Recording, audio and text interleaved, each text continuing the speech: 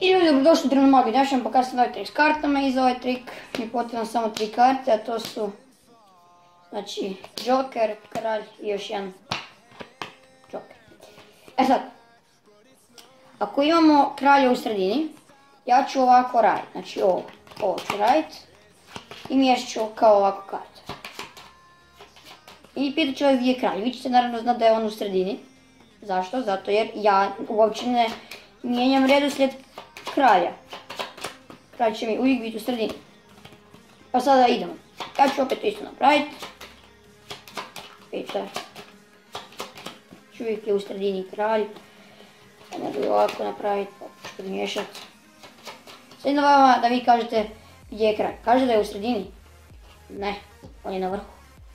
Sad ćemo staviti kralja ovdje, ovako. I gdje je sad kralj? Tu, kažete u sredini? Ne. Kralj ovdje. I ljudi, ako želite saznati kako sam napravio ovaj trik, ostanite i dalje. Ok ljudi, evo nas u objašnjenju trika. Za ovaj trik mi potrebno su vam dvije iste karte i neka nebitna karta. I sad gledajte. Uzet ću ova dva Jokera, stavite ovako, znači da bude kralj u sredini. Sada počnete miješati karte. Ja sam ovo radio, cijelo vrijeme sam tako radio.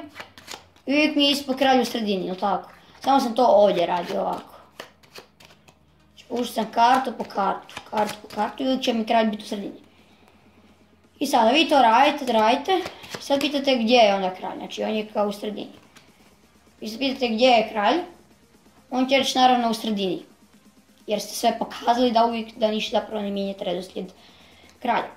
E sad, morate uhvatiti time break, odnosno možete i time break, ali možete i double lift, tako da možete double lift napraviti tako da uzmete s malim prstom zadnju kartu, znači uzmete zadnju kartu s malim prstom i jednostavno samo preokrenete ove ostale dvije karte i pokazat ćete da je on na vrhu. Zapravo je na vrhu Joker. Jeste vidjeli dvije karte. Ali možete da izbrojite dvije karte.